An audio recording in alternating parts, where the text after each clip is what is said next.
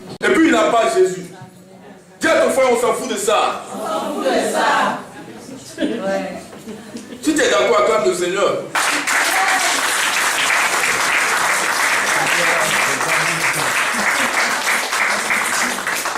Donc mon frère, c'est Obama. Je suis de la lignée de George Bush. Je suis le petit-fils à Bill Clinton. Alléluia. Amen. Tellement le diable a mis la confusion dans leur esprit. Les gens utilisent l'identité d'une autre personne pour se faire valoir. Alléluia. J'ai posé la question un jour à 5 de mes enfants spirituels. J'ai dit, si on devait recommencer la création, tu voudrais être dans quelle famille?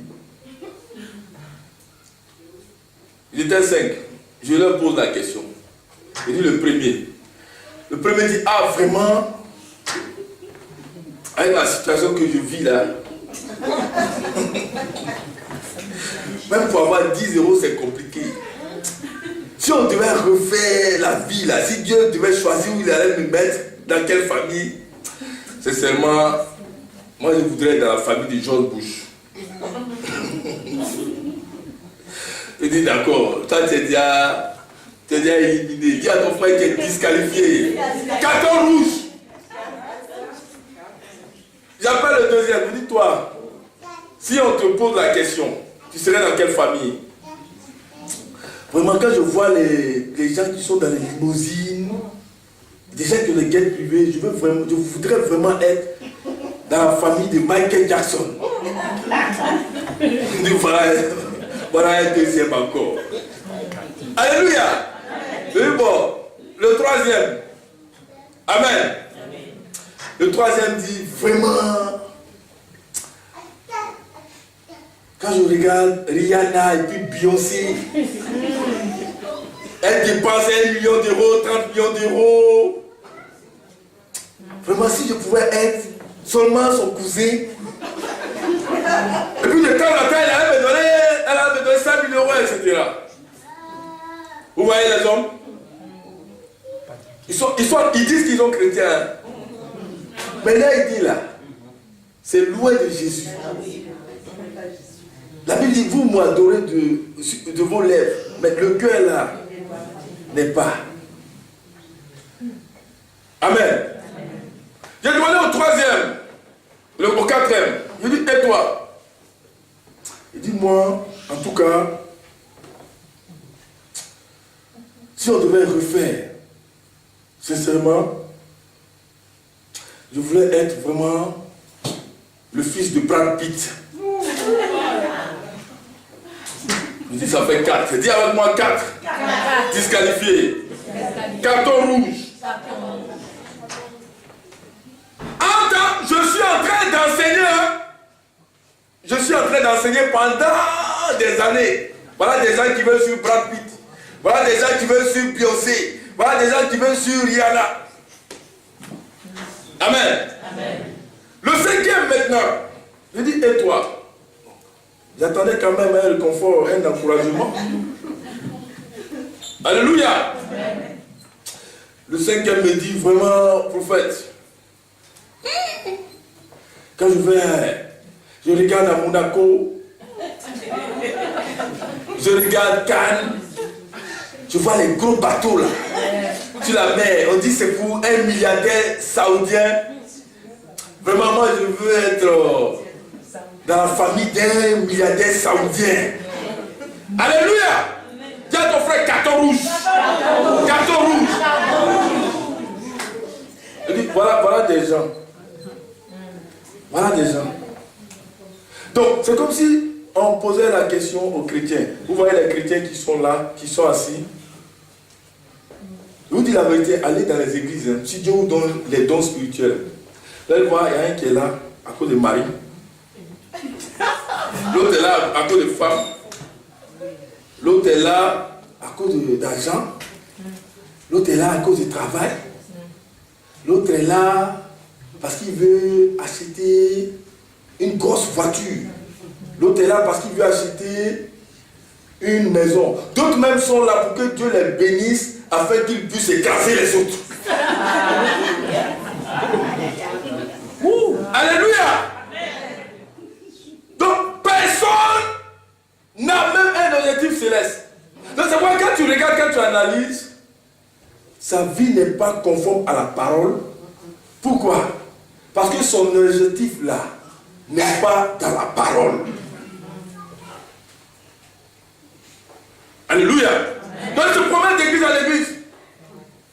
Non, l'église là n'est pas bon. Pourquoi c'est pas bon? Il n'y a pas beaucoup d'hommes là-bas. Il n'y a pas beaucoup d'hommes. Parce que pour moi, là, c'est l'homme là, il n'y a pas beaucoup d'hommes. Et puis Jésus est là, Jésus nous regarde comme ça. Alléluia. Amen. Vous croyez que le Dieu créateur du ciel et la terre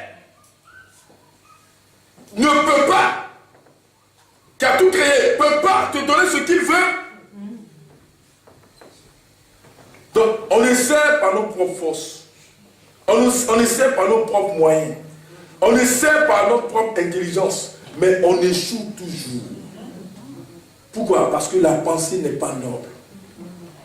Moi, j'ai cru qu'il y a un qui allait me dire, je veux, si on devait vraiment refaire les choses, je voudrais même être, ma maman est chrétienne, remplie du Saint-Esprit, je suis un bébé, je grandis, je sais Jésus, je répands son nom dans les nations, je glorifie son nom. Personne. Alléluia. Donc vous voyez que les chrétiens, ces gens de personnes ne peuvent pas recevoir la parole de tout leur cœur. Parce que quand la parole ne touche pas ce qu'ils veulent là, ils disent non, le pasteur là il n'est pas bon. Le pasteur là il est mauvais. Amen. Mais tout ce que tu dis, Dieu va te donner l'argent. Amen. Acclame Jésus.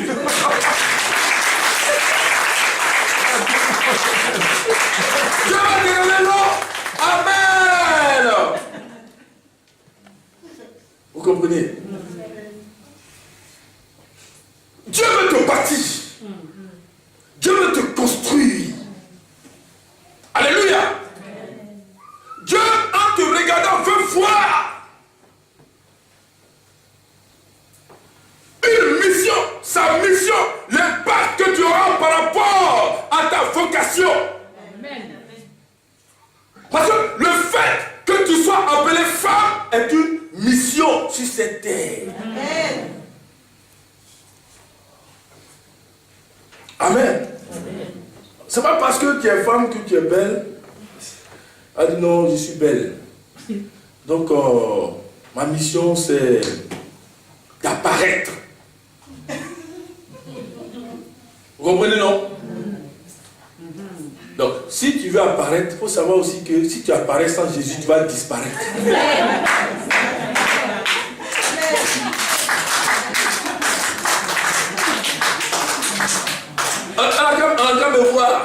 On n'a qu'à me voir. C'est moi, on n'a qu'à me voir. D'autres même sont contents d'un scandale pour les autres. La Bible dit, malheur par qui le scandale arrive. Amen. Dieu ne s'est jamais trompé. Dieu ne se trompe jamais. Donc si Dieu t'a crié femme, belle, il t'a donné tout ce qui est bon, sache que c'est pour sa gloire. Il veut que tu sois une femme de valeur, que ta beauté là soit exprimée pour annoncer l'évangile. Amen.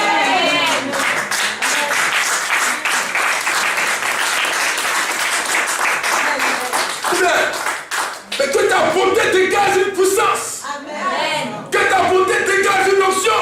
Amen. Que ta beauté communique un message. Amen. Alléluia.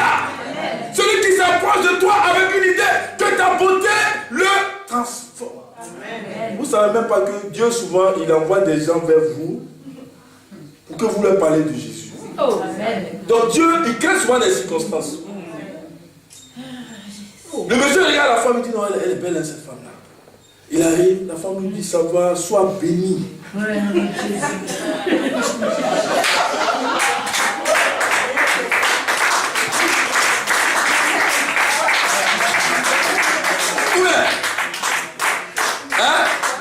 béni, ça change tout déjà. Le monsieur arrive, ses idées changent. Au départ, qu'est-ce que lui voulait? Oh, elle est jolie. Mais quand il attend soit béni, il dit, ah, voilà quelque chose que mon âme vraiment voulait. C'est vrai que j'ai vu sa beauté physique là, mais c'est pas ça qui m'intéresse, parce que en tant qu'homme, je ne peux pas me séparer et être heureux de Dieu. Vous comprenez? Si je suis loin de Dieu, quel que soit ce que je suis, quel que soit ce que j'ai, je ne peux pas être heureux. Et puis l'évangile entre. Alléluia. Mais c'est ce que Dieu veut te faire comprendre. Amen. Que la fatigue que tu as là, ce n'est pas pour faire le malin, mais pour servir Dieu. Amen. Amen. Amen. Amen. Parce que si tu prends ta voiture pour faire le malin, tu vas faire accident. Mais si tu prends pour servir Dieu, non seulement Dieu va te bénir, mais il va prévoir même des voitures qui n'ont pas encore leur marque sur la terre pour toi. Parce que tu le sais. Parce que tu sais pourquoi tu le fais. Ton argent, ce n'est pas à dilapider, à acheter des choses pour se faire voir, pour dire que moi je suis comme ça, moi je suis cela. Alléluia. Amen. Donc si tu ne comprends pas que ton argent, Dieu te donne l'argent pour que cet argent-là fasse son œuvre, afin que cela soit une sémence, elle se multiplie, non seulement te bénit, mais bénit tes enfants, bénit les enfants de tes enfants, bénit ta génération, couvre ta famille, couvre ta nation, couvre tout ce qui est relatif à toi, mon frère, ma soeur. Tu vas entrer dans la promesse de Dieu, dans la bénédiction, dans la vision, et tu verras que Dieu bénira tes mains jusqu'à ta mort. Amen. Alléluia. C'est quoi quand quelqu'un découvre Jésus? Il donne à Jésus. Ça veut dire qu'il sert Dieu. Amen. Il dit, Seigneur, ma beauté c'est pour toi. Amen. C'est pour faire ton œuvre. Amen. Alléluia. Amen. Pourquoi? Parce que tu as beau être joli, quand le temps passe, non, c'est pas moi qui dis, hein. C'est pas moi qui dis.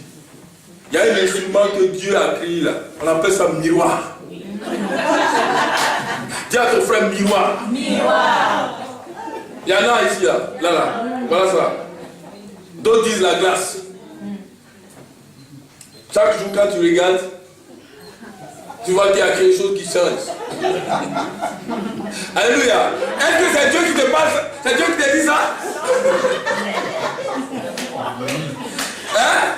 Il y a des gens qui ont cru qu'ils allaient faire chirurgie esthétique pour rester jeunes. À un moment, ça ne marche plus. Dis à ton frère, ça ne marche plus. Ça ne marche plus. Frère, il faut qu'on comprenne. Amen. Amen. Il y a des gens ici, moi je connais des femmes, des serviteurs de Dieu, des servants de Dieu, qui n'ont pas fait de chirurgie esthétique, mais qui ont 90 ans, qui sont comme des jeunes.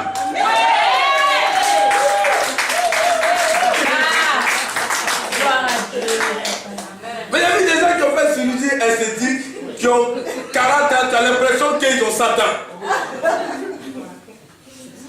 Parce que quand tu fais aussi, il faut que ça réussisse. Si ça ne réussit pas, tu es foutu. Alléluia. Amen. Dieu prend soin de celui qui le sert. Dieu s'occupe de la femme qui le sert. Dieu vivifie ses membres. Il fortifie ses ailes. Chaque jour, Dieu me prend soin de sa beauté, de sa force. Quand on le voit, il rayonne. Quand on la voit, elle rayonne. Quand on la voit, elle a toujours une nouvelle image. C'est ça le mystère. Il y a toujours une nouvelle image de la beauté. Parce que son Dieu est le créateur.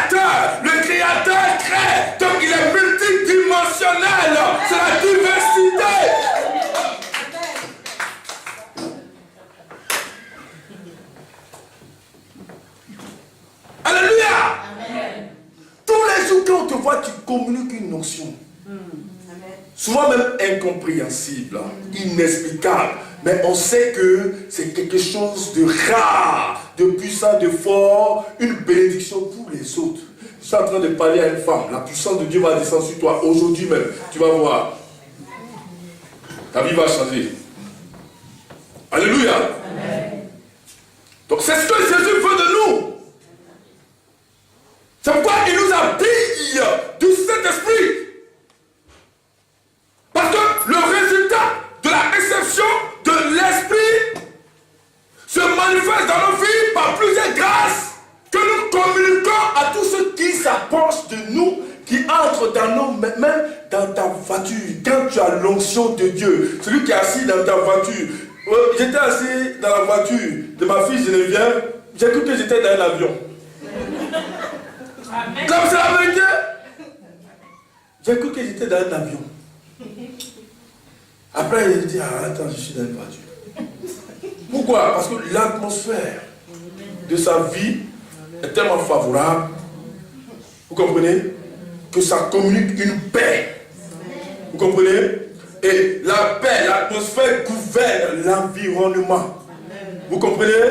Et Dieu s'exprime, Dieu parle à l'homme. Et Dieu t'amène dans une vision, dans une orientation. Vous comprenez? C'est ça le mystère de la foi. C'est ça le résultat des choses à venir. Ça veut dire que tu n'es pas dans le mouvement. Ce n'est pas encore le temps, ce n'est pas arrivé, mais Dieu te fait vivre déjà ce qui arrivera. Amen.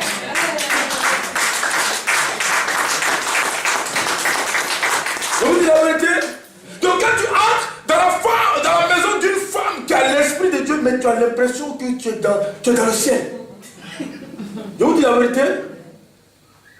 Même si elle est dans un studio, quand tu entres là-dedans, tu n'as pas envie de sortir. Parce que la femme là, elle a une notion. Quand tu entres, tu es dans la paix. Or la paix, la joie est la chose la plus recherchée. Même les présidents ne peuvent pas l'acheter avec leurs milliards. C'est ça la vraie bénédiction. Le monde a besoin de ça. L'humanité a besoin de ça. Toi, tu peux avoir une chaussure et quelqu'un du monde a la même marque de chaussure que toi. Mais la différence, c'est que toi, ta chaussure, là, quand on porte, on est béni. On est délivré, on est guéri, on est restauré. Mais l'autre, ça ne nous donne rien. Mais c'est ce qu'on veut. Vrai ou faux? Oh, écoutez-moi. Vrai ou faux? Alléluia.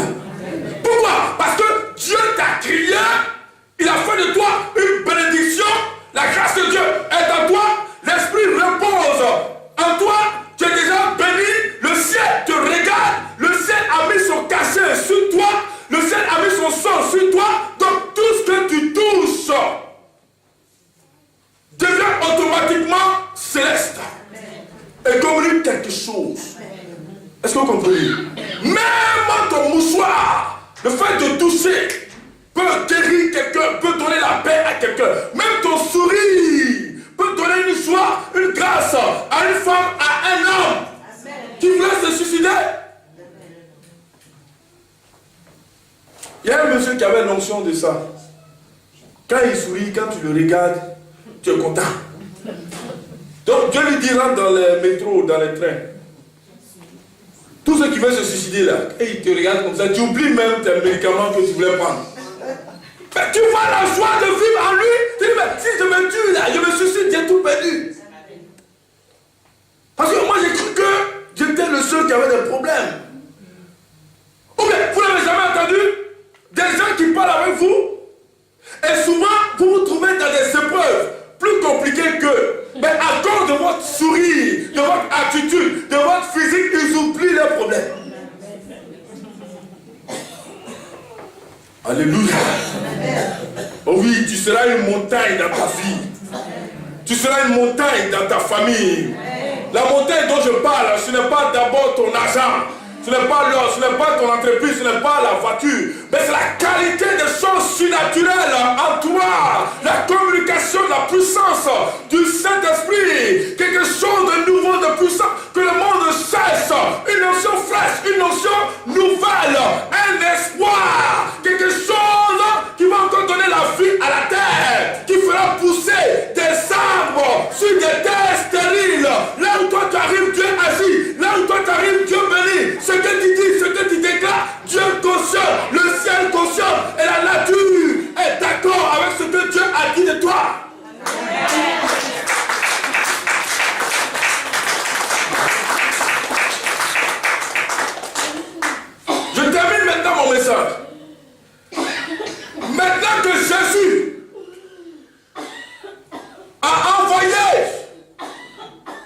inquiétez pas, c'est une délivrance qui est en train de s'opérer là. L'esprit a commencé. Amen. Ne vous inquiétez pas, suivez le message. Le Saint-Esprit est en train de libérer ses enfants. Amen. Vous êtes d'accord avec moi? Alléluia. Attendez, je vais vous poser une question. Parce que je vois des personnes que Dieu veut libérer. Baissez les mains, s'il vous plaît. Est-ce que vous êtes d'accord que Dieu vous libère? Amen. Non, je ne te dis pas ça parce que tu as obligatoirement un démon. Hein. Amen. Amen. Parce que il y a des personnes qui viennent recevoir la délivrance. Après, ils vont retourner dans le monde de péché.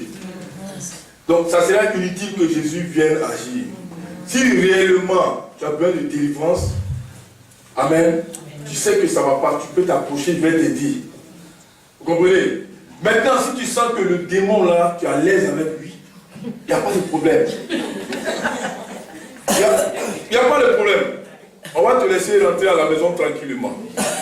Amen. Vous êtes d'accord avec moi? Parce que l'Esprit me montre, je suis prophète. Quand je dis à une personne là, le Saint-Esprit me dit ça, il me dit ça. La personne vient, je libère par la grâce de Dieu la personne. Après, c'est comme si Jésus l'obligeait à accepter sa délivrance. Or, c'est pour sa vie. Vous comprenez? Donc, il faut que la décision vienne de toi. Parce que si la décision est de toi, ça veut dire que tu vas marcher avec Jésus parce que c'est Jésus qui sauve. Amen. On est d'accord? Donc si tu es dans ce cas-là, je ne dis pas que tu es chrétien ou païen, mais si tu es dans ce cas-là, que tu as besoin de délivrance, tu es venu aujourd'hui, sois disposé, oublie ça là. Amen. Dieu s'occupe d'elle. Maintenant, Dieu va s'occuper de toi. Donc, si tu veux recevoir ta délivrance, approche-toi de moi.